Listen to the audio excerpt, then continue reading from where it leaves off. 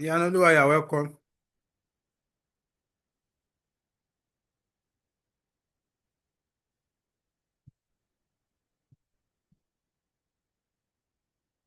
I'm sorry. This last break was not because of network. All this while that it has been breaking. Zoom was actually reading their own time. So the free meeting was over. We have to start another one. So hope you can hear me and you can see my screen now. Yes, sir. Okay, You so can hear you. let's bring this picture clearer. It seems we have been speaking of ourselves for long. Information systems. Hmm? What is it all about? Or what is the picture we are trying to create all this while? Let's describe it in a more realistic term. If you enter into an office, for instance, you go into, let's say, a bank. A bank is making use of information system. And what are the things that are in a bank that make for availability of information system? One of them is the people working in the bank. So people are part of information systems. You can call them user, you can call them anything, but people, they are part of information system. The hardware, which is responsible, which the people that are part of that information system will interact with. The hardware is part of information system. We have the software.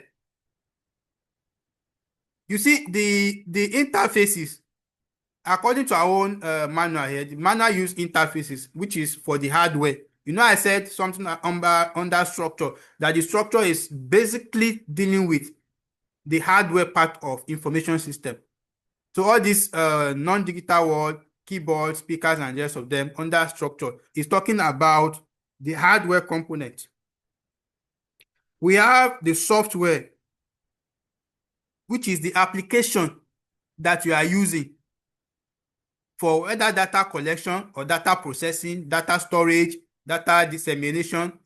All those things are done using a software.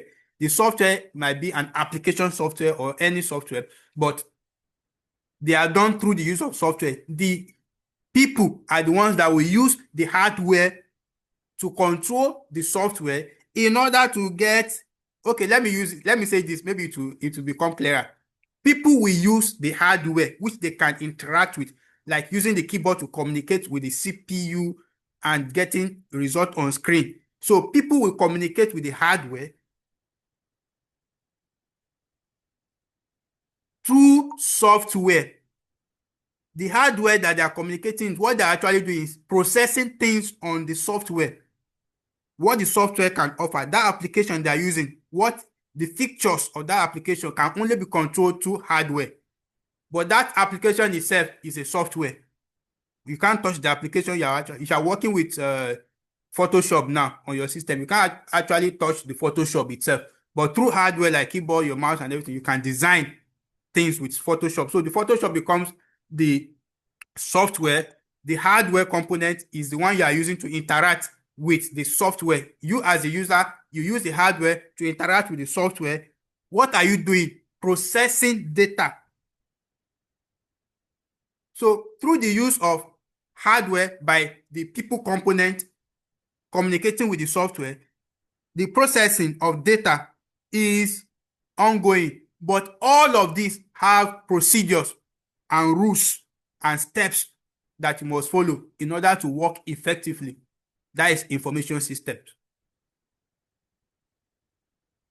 So everything connected interwovenly will produce the desired objective for using that information system.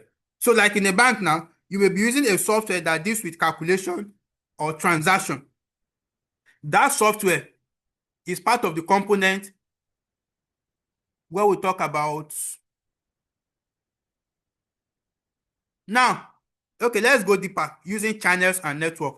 You see that in that bank, all the things we've mentioned so far, they fall basically under the structure, like the people in the bank, the computers you are seeing there, the software they are using. Now let's talk about the repositories such as buses, cables, wireless links. Now, those are part of the software a bit, because they are the one that you use. Like, for instance, now, channel, in the sense that if I'm to work on, let me use, for instance, let's say we are using what is the software they use in bank?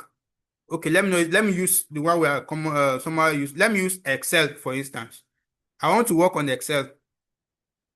Mhm. And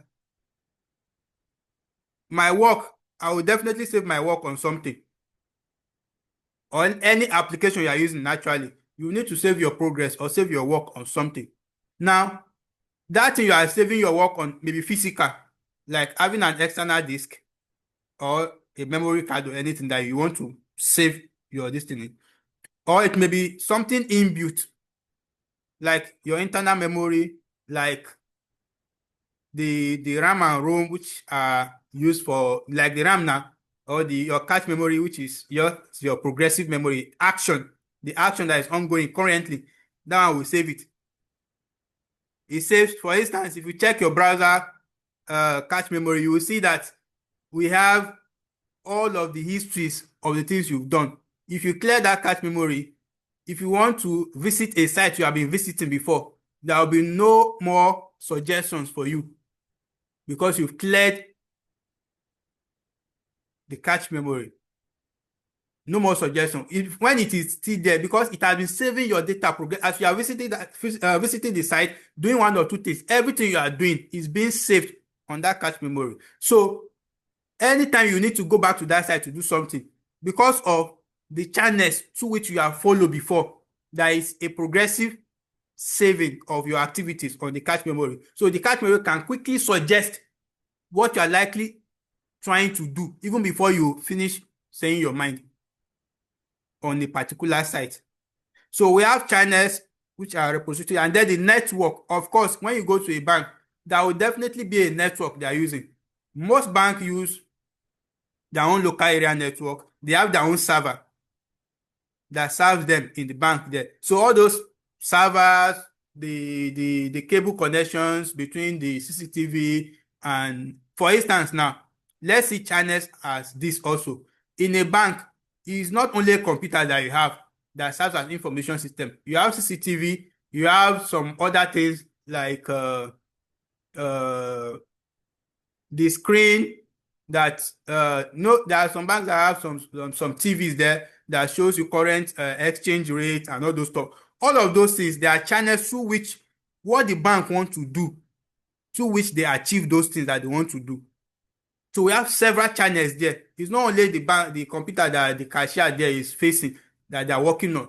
That is the main information system there. We have several other channels through which they achieve.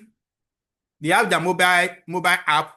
Most of them have mobile app, and the rest of them. So all of those things connect together to form information system. We've talked much on this.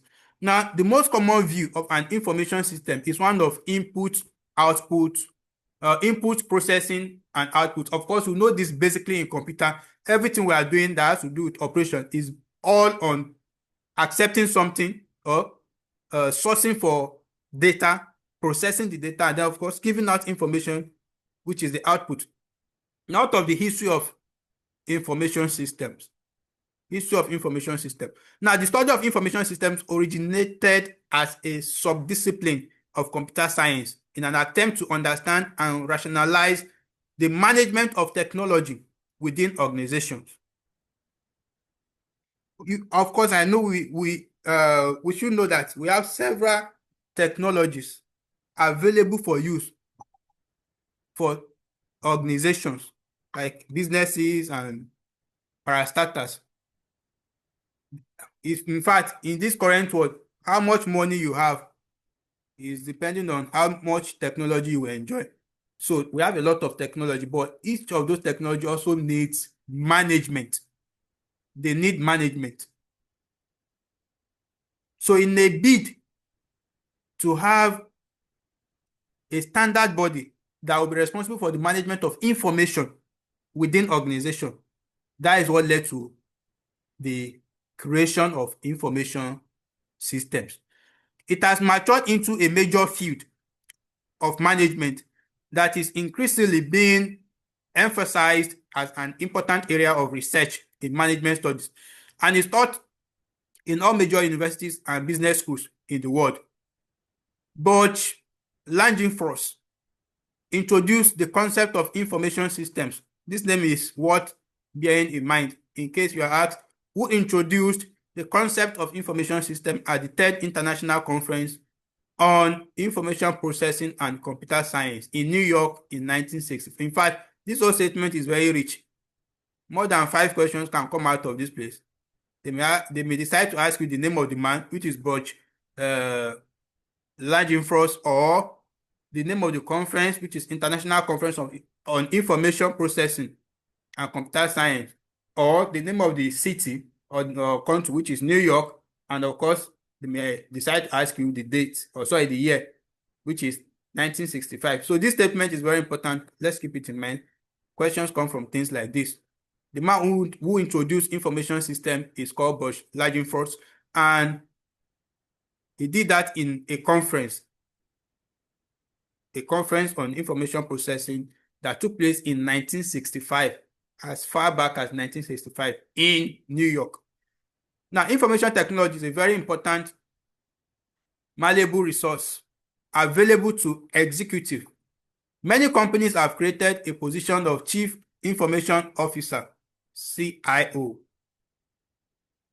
that sits on the executive board with the Chief Executive Officer, Chief Finance Officer, Chief Operating Officer, and Chief Technical Officer, CTO. You see all of these abbreviations? Well, very important.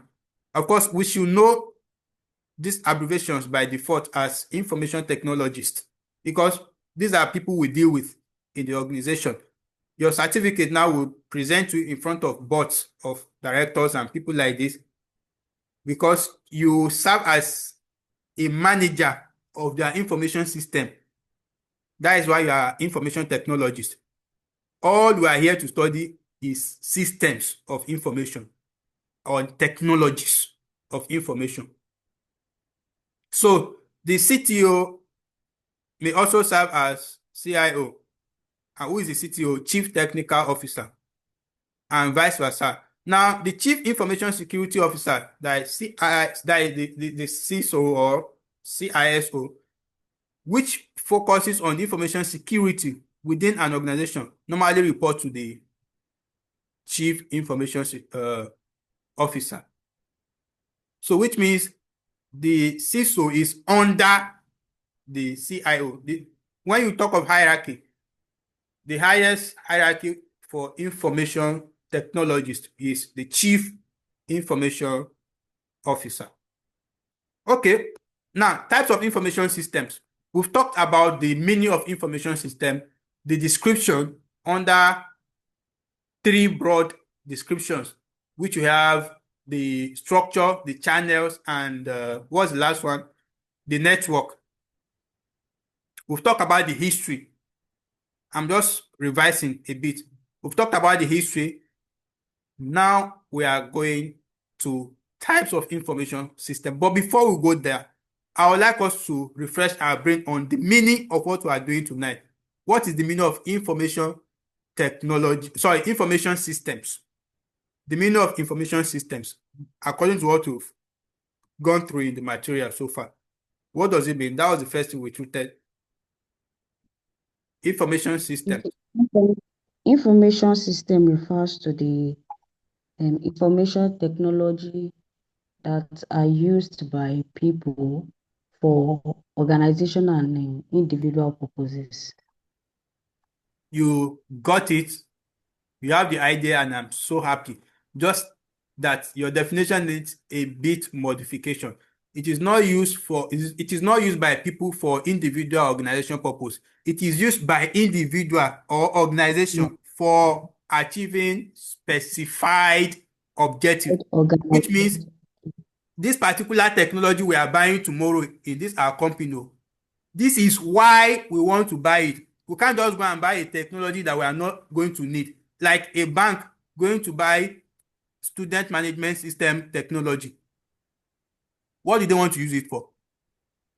They are not dealing with students. They are not dealing with results. They are not dealing with CMA quiz. They are not dealing with exam. So they don't need it. So you understand? That is why they say specified objective. We have an objective in the organization that this is what this our organization is all about. This is what we want to be doing. Then we need technologies that we can bring in to handle those activities with professionalism and give us results. That's why we're now going to engage in information systems, either through an expert, which is like a graduate in information technology, to handle those things for us, like getting the technologies, bringing them into the company, setting them up, and putting them on motion. So that is the definition. You got it right. They are information technologies used by individual or organization to achieve specified objectives. Thank you so much. So now let's go to it. Means we'll be following. Father, you can even remember anything on it. Is very key. Types of information systems. What are the types we have? Now, from prior studies and experiences with information systems, there are at least 4 classes of information systems based on the current trends for now. You know, knowledge is advancing. In the next 5 years, you might say that we have 7. You may say we have 10. But for now, based on past knowledge and experiences, we have 4. And those 4 are very effective. We have transaction processing systems. Now, you see, these types we are talking about, we have several things that will fall under each type. Like you see this transaction processing system, if you start mentioning apps, softwares that deals with only that function alone, you wonder there will be several information technologists. Let me use the word technologists because we are talking of softwares that handle transaction processing in organization. They are systems, they are softwares. We have several of them. Now, what is the work of transaction processing system? First of all, bear in mind that when we say types of information system, we have 4 according to your material. For now, in this level, they want you to know that we have 4. So when you are asked in the exam, how many types of information systems do we have? We have 4. The first one, transaction processing systems. This record and track an organization's transactions, such as sales, transactions, or inventory items, from the moment each is first created until it leaves the system. This helps managers at the day-to-day operation level keep track of daily transactions as well as make decisions on when to place orders, make shipments, and so on. You know that this transaction processing system, it comes in several forms, but the main objective of any form of system that handles transactions is to keep record of the goods, the stocking of goods, like you keep stock. For instance, there was a lady around my area here that asked me to help her create this kind of transaction processing system. She complained to me that the girls that she employed in the shop, they used to steal her things. She's selling jewelries, gifts. She just, in fact, a lot of things in the shop. So it's very hard for her to count or know what is in the shop. So what I told her then was, I said I will need data. The first thing is you have to find time, count everything you need. You have in that shop. Their types and their quantities. So the moment I was given the data, I started designing something that will help her to manage transaction. Like when they just come from market now, everything, they just like all those supermarkets now, now, all those supermarkets, they all use transaction processing system. So it records everything that comes in, everything that goes out. It will keep record of what is remaining, date, time, and everything. So that type of system now, it helps managers to make very accurate decisions. So you know, when there is a transaction processing system in the company, it's very hard for you to ask the manager at any given point in time. And the manager, maybe you ask the manager, how many goods do you have left in stock? And the manager will say, it's not possible. That is possible in a place where they are not using transaction processing system. Maybe they're just using that local method. How to go and count how many this thing that is there. You understand? Then Yes, sir. how do two we had 5 or remove 5 out of it and that we have 70 left. People that are using that kind of local system, they've not integrated technology into their business. So we can't talk about those ones. But for people who are using transaction processing system, like information system or technology in their organization, at any given point in time, if you ask them anything, they can give you accurate information of what is left, what has gone out, what they're expecting, because everything is there on the dashboard. You can't cheat it. When I finished the interface and I showed that woman, she was shocked.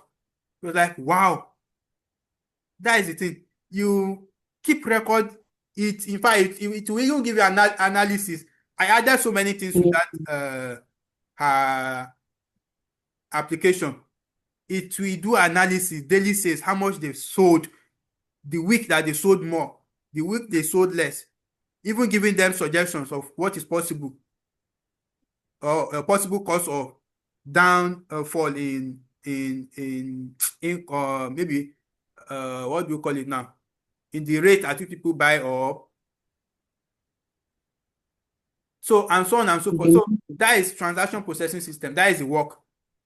It keep records, manage transactions, and help in decision making. Now we have management information and reporting system. the MIS. They've added reporting to it. It's basically management information system before. Now it's now management information and reporting system, MIS. Please, let's note, because abbreviations come out a lot in this course, in the exam. Now, this system provides mid-level and senior managers with periodic, often summarized reports that help them assess performance, e.g., a particular region sales performance in a given time period. You see now why we said that most of these information system technologies that we have, they all work hand in hand. For instance, now that woman's application that I made is not only made up of transaction processing system, it also contains management information and reporting system, because I have integrated a part of it that can do analysis of sales and keep records and give them insight. You understand? A kind of summary report. In fact, on that app, I included Yes, sir. graph, the graph that keep reading up and down depending on the sales level. So that is information, management information and reporting system. That is what it does. All of these businesses you are seeing, supermarket, banks, they make use of it. Now let's read a bit more on MIS. MIS is a subject of the overall internal controls of a business, covering the application of people, documents, technologies, and procedures by management accountant to management accountant to solving business problems such as costing a product, service, or a business-wide strategy. Management information systems are distinct from regular information systems in that they are used to analyze other information systems applied in operational activities. What we mean is that by all of this that we've been reading so far under management information system, is that this management information system, information and reporting system, is like a boss. It has to work with all other information system that was incorporated into an organization information technology. You understand? Before it can give its own analysis, before it can do its own work, it has to work with all of, if for instance now in an organization they are making use of all the 4 types of information systems that we have for their day-to-day activities. The work of management information and reporting system is to coordinate, work with all of the other 3, get data from them, then analyze and give report. That's what they're trying to say here. Now, academically, The term is commonly used to refer to the group of information management methods tied to the automation or support of human decision making. You can see this is just academic definition of what we have been saying before under management information system. It refers to the group of information management methods tied to the automation or support of human decision making. Decision support systems, expert system, and executive information system. Now we have, it's like this way to this decision support system and expert system. They are all It's under under MI. MIS. Please don't think that the next type of we are talking of 4. We've talked of 2 so far. The transaction information system, and then the MIS, that is management information and reporting system. So under MIS, we have decision support system. This one helps in decision making, collecting data from all of the activities. Now let's read a bit about it. Let's not just be imagining things. Now, these systems are designed to help mid-level and senior managers make those difficult decisions about which not every relevant parameter is known. What it means is that there are sometimes you have to make decisions in an organization, but the yardstick you want to use or the data you want to use in making that decision is not everything about that particular situation that you know. But we have decision support systems that reads data through algorithm, and then based on some pre-programmed qualities, is going to make decision. Like the one we use for weather forecasting and the rest of them. Can tell you tomorrow in so place there will be thunder and lightning at so time based on the weather condition, because it has true data that they fed it. Maybe this kind of weather happened 10 years ago.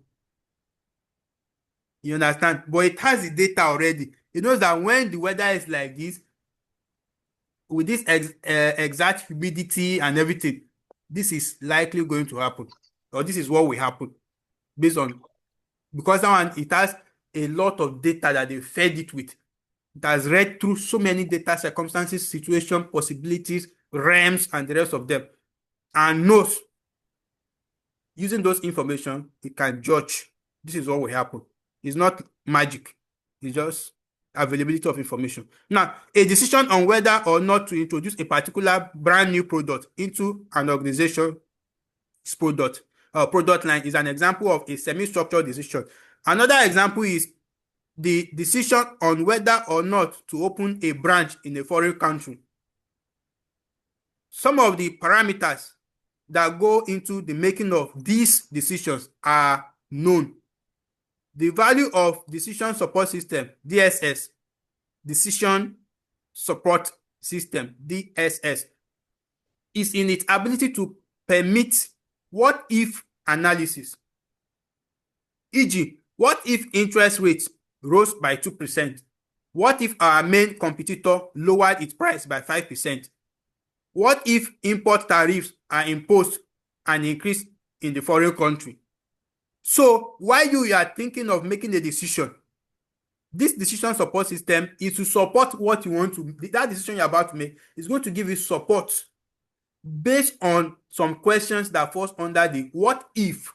For instance, now you decide to do this thing, but this support system will give you basic thought level or action point for you to think about using the what if questions. So that is support system. Let's leave that. There was something mentioned there. I want us to check the abbreviation. Now, they said that there are decision support systems that help groups as opposed to individuals to make consensus-based decisions. These are known as group decision support system, GDSS. group decision support system. Now, a type of decision support system that is geared primarily toward high-level senior managers is the Executive Information System, EIS. That is why when you see information technologies, they are always speaking in quotes. We have so many abbreviations in this course. In this, I'm not talking of CIT208. In this program that I'm doing is full of abbreviations. It's just like we have our own dictionary. So as an information technologist, any small thing you've turned into abbreviation. That's how we work. Speak in codes and logics. So now, while this has the capability to do very detailed analysis, just like a regular DSS, it is designed primarily to help executive. The EIS, which is Executive Information System, is designed to help executive. And also have the other one, the Executive Support System. The expert systems, I'm not sure we can do the third and fourth tonight. We have to stop on expert system because we have just 8 minutes left. And it's better we understand what we are reading than rushing it. Now, the expert systems. An expert system is built by modeling into the computer the thought processes and decision-making heuristics of a recognized expert in a particular field. This one is modeling. Like you are using a dummy to act like a human. Or, okay, let's go to, I think we understand from that first line, we already know what they are trying to say here. An expert system is built by modeling into the computer the thought process, how a human being, an expert in a particular field, would have think about something. So we use their thought process, we model it into the computer for decision making. So it will not act like that man, that expert. So thus, this type of information system is theoretically capable of making decisions for a user, just like the AI, the artificial intelligence, based on input received from the user. However, due to the complex and uncertain nature of most business decision environments, expert system technology has traditionally been used in this environment primarily like decision support system. So people don't depend on it as expert system because of the dynamic nature of business environment. One new thing can come up in the business world today, and it will affect the whole system of the business environment. So we can't really say that business is 100% like this. You understand? It's up and down. Even the local man that is just running his business, today you go to shop, he sell 500,000. Tomorrow you go to shop, by luck you will sell 50,000. So it's not possible for him to just say that I'm going to shop tomorrow, I will make 500,000. It's not because it's business. So this expert system is a kind of direct method of decision making, which will be very hard since the world of business is dynamic, it's not constant. So that is why people don't normally use it as, it's just like what some people used to say about what do we call it now? GPS. They say that if you follow GPS back to back, you will meet yourself inside bush. Is that also? So Yes, sir. GPS is, when you use it as an expert system, you are likely going to meet yourself inside bush truly. You are supposed to use that as a support system. Hope we are seeing the difference now. We have the executive support system,